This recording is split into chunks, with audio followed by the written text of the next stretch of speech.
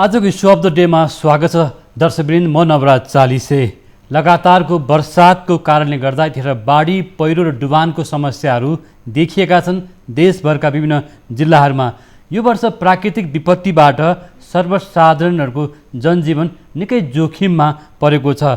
गत वर्षभन्दा पनि बढी पानी वर्षात भइरहेको छ। यति बेला पहाडी र हिमाली क्षेत्रका जिल्लाहरूको साथसाथै तराई मधेसका जिल्लाहरू बढी समस्यामा परेका छन्। पहाडी क्षेत्रमा हिमाली क्षेत्रमा पहिरोको समस्या छ भने त्यसैगरी तराई मधेसका क्षेत्रहरूमा डुबानको बाढीको समस्या छ।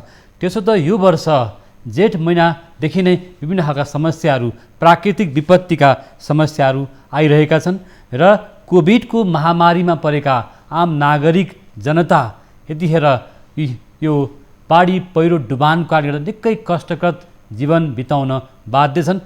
सरकारले उद्धारको कार्यक्रम अगाडि बढाउन सकिरहेको छैन र विपद व्यवस्थापनको लागि दरिलो कदम पनि अगाडि बढाउन नसकेको देखिन्छ।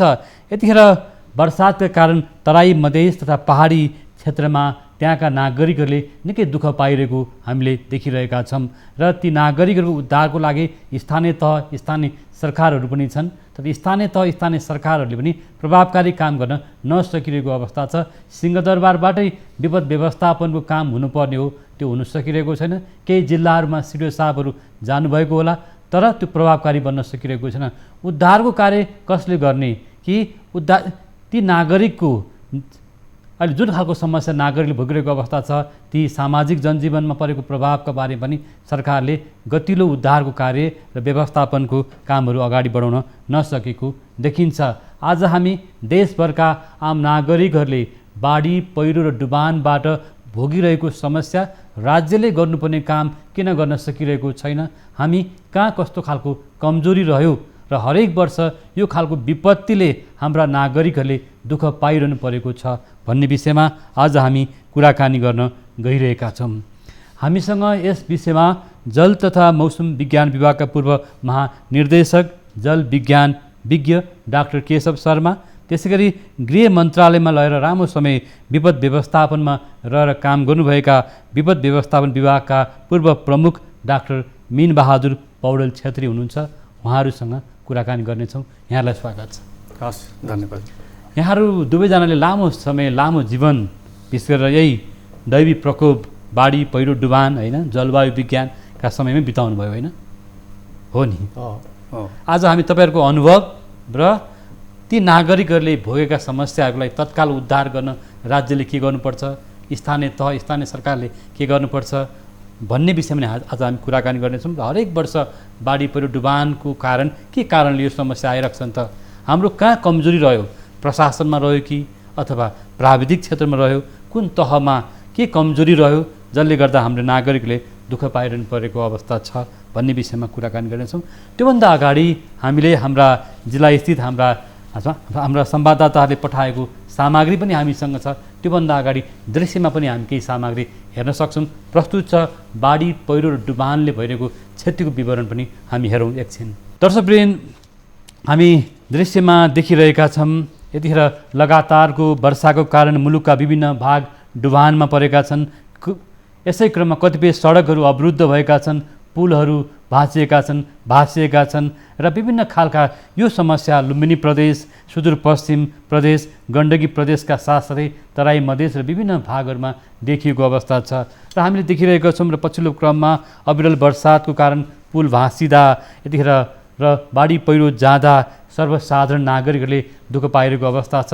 डुबान हरेक वर्ष हामी यो डुबानको समस्या देखिरहेका छौँ। डुबानबाट धान खेती नष्ट भएको छ, त्यसगरी बस्तीहरू जोखिममा परेका छन् जसले गर्दा जनजीवन पनि निकै जोखिममा परेको अवस्था छ।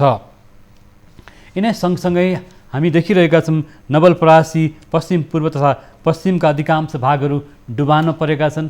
डुबानका बस्तीहरू निकै जोखिममा परेको हामी देखिरहेका छौँ र त्यसै गरी विकास संरचनाहरू पनि भाँसिएका छन् अथवा त्यो विकास संरचनाहरू क्षतिग्रस्त भएको अवस्था छ, पुलहरू बगाएको अवस्था छ।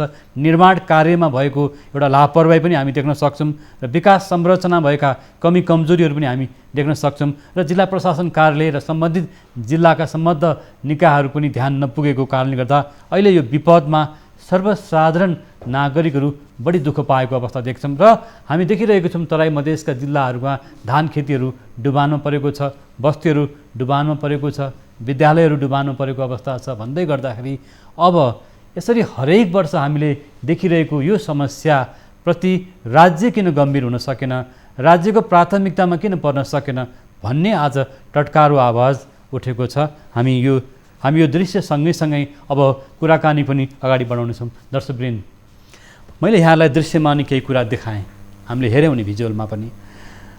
धेरै बस्तीहरू डुबान परेको देखिन्छ तराई मधेसका, होइन, पहाडमा पहिरो गएको छ, विकास संरचनाहरू क्षतिग्रस्त भएका छन्, पुलहरू भासिएको छ, सडक भासिएको छ र विभिन्न खालको यो क्षतिग्रस्त अवस्थाले नागरिकहरूले दुःख पाएको अवस्था छ। सबभन्दा अगाडि म मौसम तथा जलविज्ञान विभागका प्रमुखज्यू, यहाँले भनौँ न प्रमुख भएर काम गरिसक्नु भएको छ, अहिले त्यहाँबाट रिटायर हुनुहुन्छ र यद्यपि यहाँ जलविज्ञान विज्ञ पनि हुनुहुन्छ। यो हरेक वर्ष यो समस्या दोहोरिरहन्छ। यहाँहरूलाई चाहिँ के कारण हामीले यसको क्षति न्यूनीकरण गर्न सकिरहेका छैनौँ, यो राज्यको किन प्राथमिकतामा पर्न सकेन भन्ने लाग्दैन? यो अब मेरो आफ्नै अनुभवको हिसाबले चाहिँ हामीले जब यो जल तथा मौसम विज्ञानमा पहिला काम गर्थ्यौँ त्यो बेलामा सबभन्दा ठुलो समस्या सूचनाको हुन्थ्यो। सूचना पाउन चाहिँ एकदम गाह्रो हुन्थ्यो। अब अहिले चाहिँ टेक्नोलोजिकल्ली यति धेरै सूचना भइसकेको छ कि अब खालि त्यो सूचनाको म्यानेजमेन्ट अहिले च्यालेन्ज भइरहेछ। त्यो सूचनाको अहिले चाहिँ त्यो म्यानेजमेन्ट चाहिँ च्यालेन्ज भएको छ, तर हामीसँग सोलुसन चाहिँ प्रशस्त छ। त्यो सूचनालाई हामीले सही प्रयोग गरेर सही तरिकाले सही किसिमको व्यवस्थापन गर्न सक्यौँ भनेदेखि हामीले यो धेरै रोकथाम गर्न सक्छौँ। अब यसमा रोकथाम यो बढ्दै जाने कारण चाहिँ एउटा त यो प्रकोपहरू अब बारम्बार भइराख्ने भयो। अब यसको साथसाथै इकोनोमिक एक्टिभिटी पनि बढ्दै जाने भयो, पपुलेसन बढ्दै जाने भयो, सेटलमेन्ट बढ्दै जाने भयो, त्यो अनुसार ड्यामेजहरू बढ्दै जान्छ। अब त्यो जुन किसिमको डेभलपमेन्ट हुँदै जान्छ, जुन किसिमको इन्फ्रास्ट्रक्चर डेभलप हुँदै गइरहेछ, जुन किसिमले सेटलमेन्टहरू बढ्दै गइरहेछ, अब त्यसमा चाहिँ हामीले सूचनाहरूलाई आधार मानेर व्यवस्थित रूपले बस्ती विकास पनि व्यवस्थित रूपले अरू विभिन्न यो सडकदेखि लिएर अरू विभिन्न किसिमका आयोजनाहरू व्यवस्थित किसिमले बढाउँदै लैजानेमा अलिकति केही कमी भएको देखिन्छ। अब त्यसमा सुधार गर्नुपर्ने एउटा एस्पेक्ट त्यो भयो। र अर्को चाहिँ अब त्यो सूचनालाई सही विश्लेषण गरेर, किनभने त्यसको लागि हामीलाई धेरै मेहनत गर्नुपर्ने आवश्यकता पनि छैन, तर अलिकति बढी मेहनत हामीहरूको जुन गर्नुपर्ने त्यो भइरहेको छैन। त्यो अलिकति बढी मात्रै मेहनत गर्न सक्यौँ भनेदेखि हामीले त्यो सूचनाहरूलाई सही प्रयोग गरेर अब अहिले त तपाईँको कुन घर कुन समयमा बगाउँछ अथवा कुन खेत कति डुबान हुन्छ भन्ने पनि मजासँगले निकाल्न सक्ने अवस्थामा छौँ हामीहरू। तर त्यसलाई अब त्यो अवस्थामा हामी पुग्नलाई सक्ने टेक्नोलोजिकल्ली छ, तर हामी पुगिरहेका छैनौँ। र त्यो अनि एउटा त देशकै च्यालेन्ज, किनभने हामीहरूको टोपोग्राफी पनि एउटा च्यालेन्ज छ। तर त्यो च्यालेन्ज भयो सिन्धुपाल्चोकमा जुन हामीले देख्यौँ नि गत यो महिनाहरूमा, अहिले पनि त्यहाँ त्यो एउटा बस्ती नै डुबानमा पऱ्यो, होइन, बाढीले एउटा पहिरो कारण गर्दाखेरि अथवा भनौँ न त्यो खालको समस्याले गर्दाखेरि एउटा राष्ट्रिय गौरवको आयोजना क्षतिग्रस्त भएको छ। मेलम्ची खानेपानी परियोजना र विकास परियोजनाहरू पनि क्षतिग्रस्त भएका छन्, जनजीवन पनि प्रभावित भएको छ। यो वर्षको अवस्थालाई हेर्दाखेरि तपाईँको आकलन के छ? यो वर्षको अब हामीहरूको एउटा त यो वर्ष संसारभरि नै एकदम यो विपत्तिहरू व्यापक बढाएको छ। अब यो जर्मनीमा को बाढी भयो, यता नेपालकै मेलम्चीको अब एकदम सोच्नै नसक्ने किसिमको बाढी आयो। फेरि अब बाढी भन्दा पनि हामीले त पानीको हिसाबले मात्रै हेर्थ्यौँ। अब अहिले त मेलम्चीको त पानीभन्दा बढी थेग्रेनीको बाढीले समस्या पाइरहेको छ। यति धेरै यो ल्यान्डस्लाइडको आयो कि अब जुन चाहिँ बाढीमा प्राय पानीको हिसाबले हिसाब गर्ने र थेग्रेनीको हिसाब नगर्ने त्यो एउटा टेक्नोलोजिकल्ली एउटा ग्याप त्यहाँ पनि भयो, होइन। त्यो आयोजना बनाउँदैदेखिको ग्याप भयो। त्यो माथि यो ल्यान्डस्लाइडको सोर्सहरू के छ, कति थेग्रेनी आउँछ, कस्तो किसिमको हुन्छ भन्ने यो किसिमको एनालिसिस अलि नपुग्या हुनसक्छ। अब अर्को चाहिँ अब एउटा त क्लाइमेट चेन्ज भन्ने पनि अब अहिले यो साल चाहिँ विशेष गरेर क्लाइमेट चेन्जलाई यो इभेन युनाइटेड नेसनदेखि नै फोकस भइरहेको छ। यसमा चाहिँ हामीले केही गर्नु छ भने यही साल गरिहालौँ है भन्ने खालको कुरा आइरहेका छन्। अब अहिले यो ग्लासगोमा मिटिङ हुनेछ, तिनै त्यो फ्लडले डुबाएर त्यहाँ पनि बिजोग बनाइदिइरहेको छ। अब त्यो हिसाबले क्लाइमेट चेन्ज एउटा इस्यु भइरहेको छ। त्यो अब क्लाइमेट चेन्जको हामीले जति काम गर्नुपर्ने त्यति गर्न सकिरहेको छैनौँ। अब यो अब किनभने यो चाहिँ क्लाइमेट ग्लोबल अब यो डुबान मात्रै होइन कि अब यो ग्रिसतिर भयो, इभन अमेरिका यो क्यानाडामा अब विशाल आगलागी भएर गइरहेको छ। टेम्परेचर 50 भन्दा माथि कति ठाउँमा रेकर्ड गरे यही साल नै होइन। अब यो गएको 7-8 वर्ष मध्येमै अहिलेसम्मको रेकर्ड भएको पाँचवटा हाइएस्ट रेकर्डेड टेम्परेचर यही गत 7-8 वर्षमै भइरहेछ। क्लाइमेट चेन्जको इम्प्याक्ट अब किनभने त्यो जुन हिसाबले बढिरहेको छ फेरि अब यसको त एक्सिलरेटिङ हुन्छ, किनभने अब यी डढेलो भयो फेरि अरू ग्रिन हाउस थपियो, अब विशाल डढेलो भयो भने मतलब विशाल ग्रिन हाउस थपियो। अब यो ग्रिन हाउस घटाउनेमा चाहिँ गइरहेको छैन, खास बढ्नेमा गइरहेको छ। अब पहिला प्री इन्डस्ट्रियल टाइममा 200 जति हुन्थ्यो भने अब त्यसको डबल भएर अहिले 400 नागिसक्यो होइन। त्यो हिसाबले अब क्लाइमेट चेन्जको इम्प्याक्ट चाहिँ अब एक्सट्रिम वेदरको प्रायः जसो क्लाइमेट चेन्जको सबैभन्दा जलवायु परिवर्तनको प्रभाव हामी कहाँ चाहिँ कतिको देखिन्छ? हामी कहाँ अब यो जलवायु जस्तो यहाँले भनौँ न है, हामी कहाँ अहिले डुबान पनि धेरै समस्या देखिएको छ, बाढी पहिरोको समस्या बढी देखिएको छ, पहाडमा होस् त हिमाली जिल्लाहरूमा हुन् होइन, तराई मधेसका जिल्लाहरूमा हामी देखिरहेछौँ दृश्यमा पनि हरेक दिन जस्तो बस्तीहरू जोखिममा परेको अवस्था छ होइन, एउटा खेतीयोग्य जमिनहरू बगाएको अवस्था छ। अब त्यो जलवायुको त्यो त ग्लोबल इम्प्याक्ट यो संसारभरि नै परिरहेको छ। हामीहरूमा त अझ झन् बढी परिरहेको छ नेपालमा। अब जुन किसिमले तापक्रम बढिरहेको छ त्योभन्दा केही मात्रामा नेपालमा अझ बढी भइरहेको छ भन्ने छ। फेरि यसको पनि अब उही एक्सिलरेटिङ इफेक्ट हुन्छ। हामीहरूको हिमाल पग्लिरहेको भयो, अब हिमाल पग्ल्यो भने त्यो स्नो फ्री एरिया बढ्ने भयो, त्यो बढ्न साथ फेरि त्यसले गर्दाखेरि टेम्परेचर अझ बढाउने हुन्छ होइन। त्यो हिसाबले हामीहरूकोमा अझ बढी प्रभावहरू अन्तभन्दा यो हिमाली क्षेत्रमा अझ बढी प्रभाव हुन्छ। त्यसले गर्दाखेरि अब स्नो एरिया कम हुनासाथ तपाईँको बाढी बढ्ने भयो फेरि, किनभने त्यो जहाँ स्नो भएर स्नोको त तुरुन्त पानी बग्दैन, तर अब त्यो एरिया स्नो फ्री हुनासाथ त्यहाँबाट त पानी बग्छ, त्यसले बाढी अझ बढाउँछ।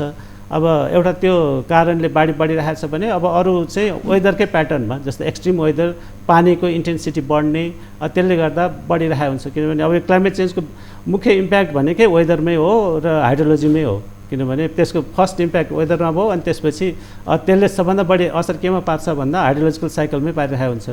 अनि त्यसले गर्दाखेरि अब हाइड्रोलोजिकल साइकलमा असर पार्ने भने मतलब त्यो डिजास्टरमा असर पार्ने हो। पानी अब हाइड्रोलोजिकल साइकल त एक किसिमले एउटै हुन्छ, पानीको सङ्ख्या पानीको एमाउन्ट त बढ्या हुन्न घट्या पनि हुन्न, तर त्यसको डिस्ट्रिब्युसन चेन्ज भइदिन्छ। डिस्ट्रिब्युसन चेन्ज भने मतलब बाढीको इन्टेन्सिटी पनि पानीको व्यवस्थापन गर्न सक्नुपर्छ। बाढीको पनि बढ्ने अनि सुक्खाको इन्टेन्सिटी पनि बढ्ने, दुइटै एक्सट्रिम भइदियो। अब त्यो बढ्दै जाने भयो। अब त्यसलाई व्यवस्थापन गर्ने अथवा त्योसँग हामीले कसरी अब एडाप्टेसन भने त्यही हो। अब एडाप्टेसन त्यसमा एडाप्ट कसरी हुने भन्ने किसिमको पोलिसीहरू ल्याएर त्यो भए पनि हामीहरूलाई खासै असर नपार्ने तरिकामा अथवा त्यस्तो प्रणाली कसरी डेभलप गर्ने भन्नेमा हामीहरूको बढी ध्यान जानुपर्ने हुन्छ, किनभने त्यो हामीले कन्ट्रोल गर्न सक्दैनौँ। हजुर, म यहाँसँग आउँछु। हामीसँग गृह मन्त्रालयमा विपद व्यवस्थापन शाखामा एउटा विभागमा बसेर विभागीय प्रमुख भएर काम गरिसक्नु भएको डाक्टर मिनबहादुर पौडेल छेत्री हुनुहुन्छ। डाक्टर पौडेल, जस्तो यहाँहरूले जुन बाढी पहिरो डुबान त आउँछ होइन, आइरहेकै छ, त्यसको उद्धार कार्य कसरी गर्ने, उद्धारको त्यो विपद व्यवस्थापनमा राज्यको कमी कमजोरी कहाँ रह्यो, त्यो कमी कमजोरीलाई सुधार गरेर हामी भनौँ विपद व्यवस्थापनलाई प्रभावकारी बनाउनु के गर्नुपर्छ भन्ने लाग्छ यहाँलाई? हस्, धन्यवाद। अब यसमा के छ भने अब प्राविधिक पक्षको केशव सरले अलिकति भनि नै हाल्नुभयो होइन। अब यो पानी पर्ने भन्ने कुरो त अब परपूर्वकालदेखि कुनै वर्ष बढी पानी पर्छ, कुनै वर्ष कम पानी पर्छ, कहिले सुक्खा पनि हुन्छ। त्यो चाहिँ अब रेगुलर नेचुरल फेनोमेना भयो। तर अब यो समस्या यहाँ कहाँ देखिया छ भने अलिकति म प्राविधिक पक्षको कुरो गरेर प्रशासनिकपट्टि म जान्छु।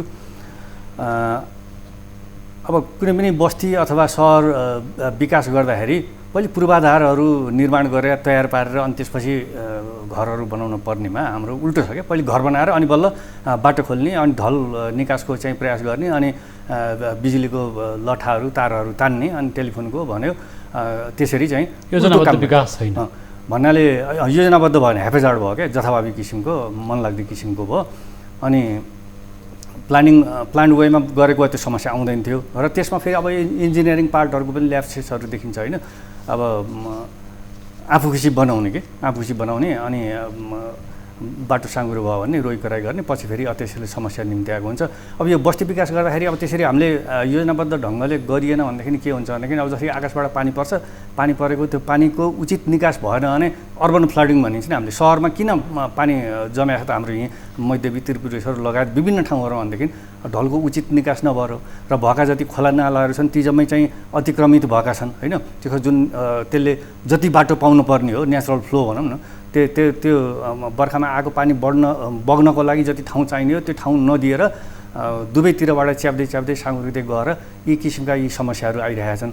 त्यस्तै अब पाहाडतिर अब जस्तै अहिले मेलम्चीमा सिन्धुपाल्चोकको कुरो गर्नु हो होइन, त्यतापट्टि हुनुको कारण पनि अब के हो भन्नु होला भनेदेखि एक त अब त्यो ग्रामीण सडकहरू हो होइन, जथाभावी अब त्यो इन्जिनियरिङ नगरिकन होइन, इन्जिनियरले चाहिँ डोजरे विकास डोजर आतङ्क भने पनि भयो, डोजर आतङ्क भने पनि भयो होइन। अहिले के देखिन्छ भने जनप्रतिनिधिहरूसँग पनि डोजर हुँदो रहेछ होइन, अनि पाहाडमा डोजर जथाभावी लगाउने अथवा भनौँ बाटो सडक अथवा पुल पुलेसा कसरी बनाउने हो योजनाबद्ध भन्दा पनि अब एउटा भनौँ न एउटा यहाँले भन्नु पनि डोजर आतङ्कको कारणले गर्दा पाहाडमा पहिरो गइरहेको छ भन्ने कुरा सुनिन्छ।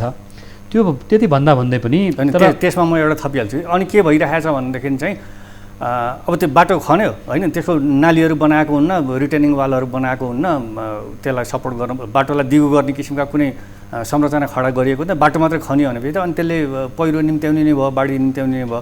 अनि त्यही भई अब खोलाको किनाराहरूतिर जुन मेलम्चीको हेर्दाखेरि जस्तो कि अब घरहरू खोलाको ठ्याक्क बिचमा देखिन्छ नि, त्यो घरहरू भएको ठाउँ कुनै बेला खोला हिँड्ने ठाउँ हो त्यो होइन। भन्नाले त्यो नियमन भएन क्या, अब त्यहाँको स्थानीय नगरपालिका अथवा गाउँपालिका को हो उनीहरूले त्यो बनाउन दिन नहुने हो, बनाउन नहुने हो, बनाउनेले त थाहा नपाएर बनायो होला भनौँ होइन। भनेपछि खोलो हिँड्ने ठाउँमा गएर हामीले घर बस्ती बसाइन्छ, खेतीपाती गरिन्छ भनेदेखि त बाढी पहिरोले दुःख दिने नै भयो। त्यस कारण के भने त्यो प्रकृतिप्रति चाहिँ हेलचक्राइ बल्मी चाहिँ गरेको परिणाम हो त्यो होइन। त्यस कारण चाहिँ मैले हुन त प्राकृतिक कारण पनि छ नभएको होइन होइन, जस्तै उहाँले क्लाइमेट चेन्जको कुरो गर्नुभयो, क्लाइमेट चेन्जले गर्दाखेरि पनि विभिन्न किसिमका विपदका घटनाहरू भइरहेका छन् संसारभरि नै, नेपालमा मात्रै नभएर। तर के भने मानवीय त्रुटि प्राकृतिक भन्दा मानवीय त्रुटि बढी छ, प्रकृतिलाई मान्छेले हेपेको हुनाले यी यस्ता किसिमका परिणामहरू आएका छन् जस्तो मलाई लाग्छ। जस्तो हामी मानवीय व्यवहारहरू पनि सही हुन सकेन, जुन हामी व्यवस्थापन गर्न सकेनौँ, जसले गर्दा यो विपत्ति निम्त्याउनु पऱ्यो भन्ने कुरा उहाँ डाक्टर छेत्रीले राख्नुभयो नि। यो एकदमै ठिक हो। यो वास्तवमा भन्यो भने हामीले प्राकृतिक प्रकोप भन्छौँ भन्नलाई होइन, त्यो 80-90% भन्दा बढी मानवीय प्रकोपै हो त्यो। किन प्राकृतिकको त आफ्नो किसिमको ब्यालेन्स हुन्छ, प्राकृतिकको ब्यालेन्समा अब कहाँ पानी पर्नुपर्ने हो, कहाँ नपर्नुपर्ने हो, यो अब मान्छेले केही गरेन भने त त्यो अब यस्तै मेलम्चीमै भनौँ न, अब मेलम्चीमा त्यो प्रोजेक्ट थिएन, त्यहाँ बस्ती थिएन भने त त्यहाँ प्राकृतिक प्रकोप त हुँदैन। अब त्यो जति प्राकृतिक प्रकोप भयो त्यो त मान्छेसँग रिलेटेडै भयो नि। एउटा त मान्छेको कारणले अब यो जुन क्लाइमेट चेन्ज भएर हुने बढ्ने प्राकृतिक प्रकोप छ त्यो त पुरै मान्छेकै कारणले हो, त्यसमा प्रकृतिलाई दोष दिन मिलेन।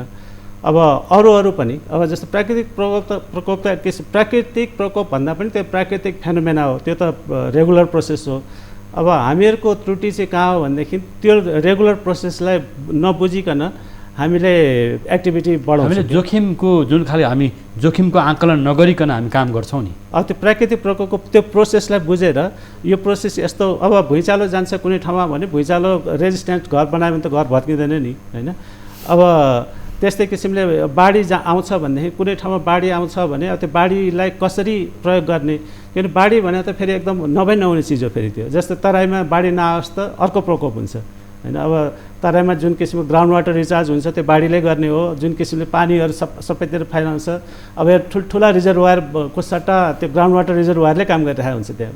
अब त्यसमा प्राकृतिक कसैले पैसा खर्च गरेको छैन होइन। अब बाढीलाई सबैले हामीले नदी नालातिर दुवैतिर बाँध लगाएर बाढी चाहिँ कहीँ फैलिनै नपाउने गर्ने भने अर्को हाहाकार हुन्छ त्यहाँ। किन त्यो प्राकृतिक प्रोसेस हो, त्यो पानी फैलिन्छ, त्यही पानीले बालुवा ल्याउँछ, जुन चाहिँ मलिलो माटोमा हामी खेती गर्छौँ त्यही पानी फैलिन्छ, त्यही रिचार्ज हुन्छ, त्यही ग्राउन्ड वाटर हामी इरिगेसन गर्छौँ। यो सबै प्राकृतिक त ब्लेसिङ नै ब्लेसिङ छ सबै नै होइन।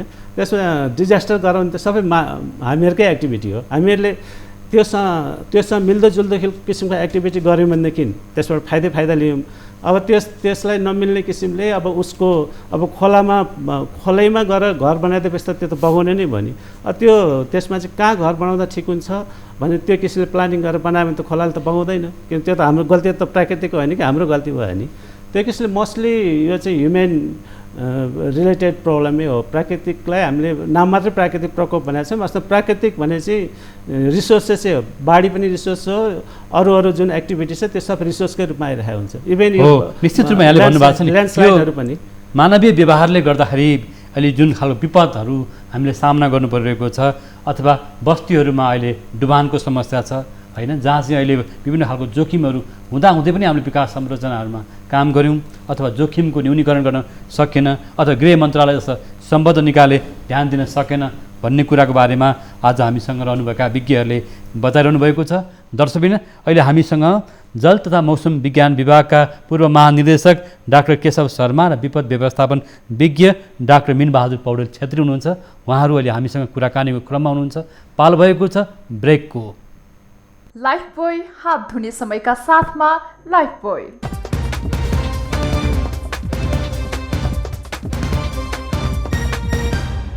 लाइफबोय हात धुने समयका साथमा लाइफबोय।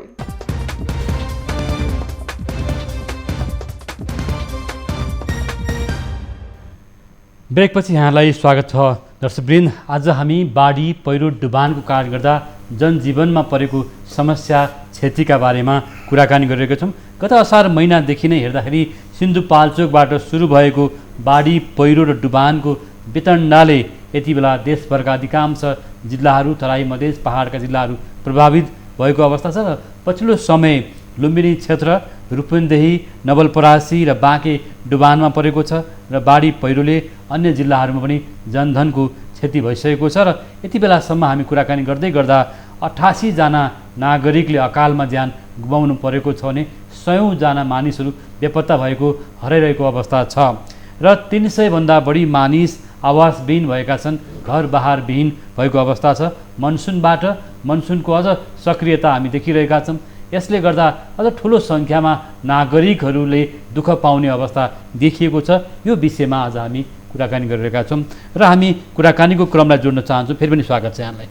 हस्, धन्यवाद। डाक्टर पौडेल, यहाँले अघि केही कुरा उठाउनु भएको थियो। यहाँहरू गृह मन्त्रालयमा बसेर काम गर्नुभयो र विपद व्यवस्थापन शाखामा बसेर काम गर्नुभयो। अहिले राष्ट्रिय विपद जोखिम न्यूनीकरण प्राधिकरण भनेर सरकारले बनाएको छ। त्यो प्राधिकरणको पनि प्रभावकारिता हामी देख्न सकिरहेका छैनौँ, किनभने उद्धार हुन सकिरहेको छैन। समयमा उद्धार नभएपछि नागरिकले दुःख पाएको अवस्था छ। हाम्रो यो विपद व्यवस्थापनको साइकलको बारेमा बताउनुहोस् न अलिकति। विपद व्यवस्थापनको साइकलमा त अब पूर्व तयारी हुन्छ, त्यसपछि तत्कालीन राहत उद्धार हुन्छ, अनि पुनर्निर्माण पुनर्स्थापनाको चक्र हुन्छ होइन। अब हाम्रो यहाँ कस्तो किसिमको ट्रेन्ड बस्यो भनेदेखि यही उसमा तत्कालीन राहत उद्धार सर्च एन्ड रेस्क्युमै बढी फोकस हुने होइन, पूर्व तयारीमा चाहिँ त्यति ध्यान नदिने, अनि त्यसपछि पुनर्स्थापना पुनर्निर्माणका कामहरू पनि ढिलोढालो गर्ने। जस्तै कि अब सिन्धुपाल्चोकमा यो वर्ष मात्रै होइन कि गत वर्ष पनि बाढी पहिरोले दुःख दिएर 100 मानिसहरू घरबार विहीन भएका थिए, तिनीहरू अहिलेसम्म पनि पालमा छन् भनेर तपाईँहरूकै मिडियामा आइरहेको छ। भनेपछि के भनेदेखि चाहिँ प्रभावकारी भएको छैन कि। र अहिले भर्खर जुन प्राधिकरणको कुरो गर्नु, त्यो प्राधिकरण खडा भएको पनि लगभग पौने 2 वर्ष भइसक्यो। त्यो प्राधिकरण खडा भएपछि त यो क्षति न्यूनीकरण हुनुपर्ने हो होइन, मान्छे मर्ने, हराउने, घरहरू भत्किने, सडकहरू बिग्रिने, यस्तोमा केही न केही कमी आउनुपर्ने हो यदि त्यो प्राधिकरण प्रभावकारी थियो भने। तर किन त्यो प्राधिकरण अलि कमजोर भयो होइन, जुन किसिमको संरचना चाहिने हो त्यो किसिमको संरचना हुन सकेन। हामीले त के भनेको पहिले भनेदेखि चाहिँ एउटा शक्तिशाली एउटा यस्तो निकाय चाहिन्छ जसले कि सबै मन्त्रालयहरू, विभागहरू, सबै निकायहरूलाई, सरकारी गैर सरकारी सबै निकायहरूलाई हाँक्न सकोस् होइन, उसलाई चाहिँ निर्देशन गर्न सकोस्। तर के भनेदेखि अब त्यो प्राधिकरणलाई गृह मन्त्रालय अन्तर्गत राखेको छ, त्यहाँको प्रमुखलाई गृह सचिव भन्दा पनि तल राखेको छ। र अब यो अहिले राहत उद्धारका कामहरू पनि सबै अब पहिले जस्तै नै अब गृह मन्त्रालय अन्तर्गत सिडिओहरूले गरिरहेका छन् होइन। अब आर्मीले गरेको छ, जनपद प्रहरीले गरेको छ, सशस्त्र प्रहरीले गरेको छ र स्थानीय मान्छेहरूले गरे भन्नाले त्यो प्राधिकरण खडा हुनुभन्दा अगाडि जुन किसिमले राहत उद्धारका कामहरू हुन्थ्यो अहिले पनि त्यही भइरहेको छ। भनेपछि अन्तर त आएन। त्यसले थप काम के गर्यो होला, केही अब रिपोर्टहरू निकाल्यो होला, केही बेला बेलामा विज्ञप्ति निकाल्छ, त्यसले त जोखिम न्यूनीकरण हुँदैन। त्यहाँ त्यस्तो किसिमको निकाय होइन कि एउटा यस्तो शक्तिशाली सिंहदरबारमा रहेको गृह मन्त्रालयले कतिको विपद व्यवस्थापनको काम गर्न सक्दो रहेछ? कतिको सक्दो रहेछ भने त विगतमा जति गरेको छ अहिले पनि उति नै गरेको छ होइन।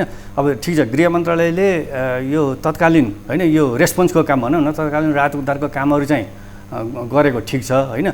तर अरू पूर्व तयारीको कामहरू, पुनर्स्थापना पुनर्निर्माणको कामहरू गर्न त गृह मन्त्रालयमा त्यो किसिमको जिल्ला तहमा जिल्ला प्रशासन कार्यालय छ, त्यहाँका जिल्ला महानगरका कार्यालयहरू पनि छन्। अहिले त स्थानीय तह स्थानीय सरकारहरू पनि छ, नगरपालिका गाउँपालिकाहरू पनि छन् नि, उनीहरूको पनि भूमिका हुन्छ हुँदैन? एकदम, उनीहरूको झन् ठुलो भूमिका हुन्छ र संविधानदेखि लिएर ऐन नियम कानुनहरूले त्यो स्थानीय निकायहरूलाई नै सम्पूर्ण अधिकार दिएको छ।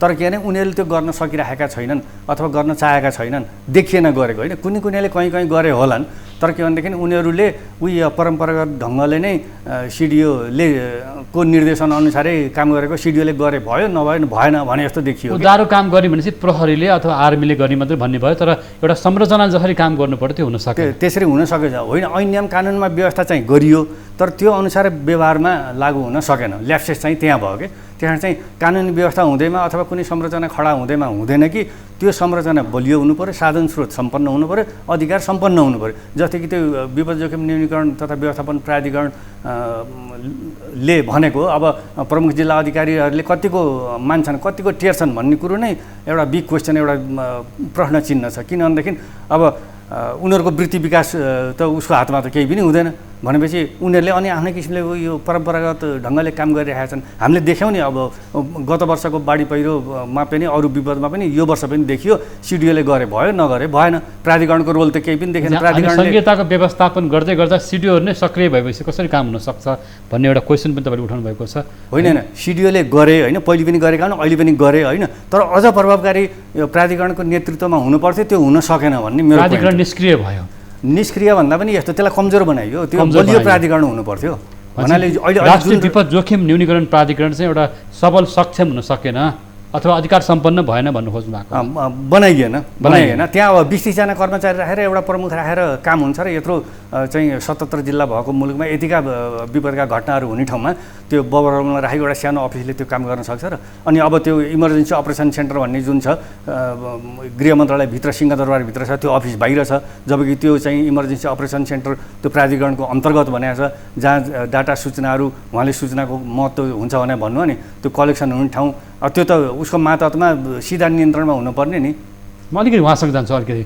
अब प्राविधिक विज्ञहरूले भनेको कुरा प्रशासकहरूले मान्दैनन् या बुझ्दैनन् होइन, जस्तो यहाँहरू प्राविधिक विज्ञ हुनुभयो र प्राविधिक विज्ञको सूचना त्यो खालको हुन सक्छ कि सक्दैन सर, के छ?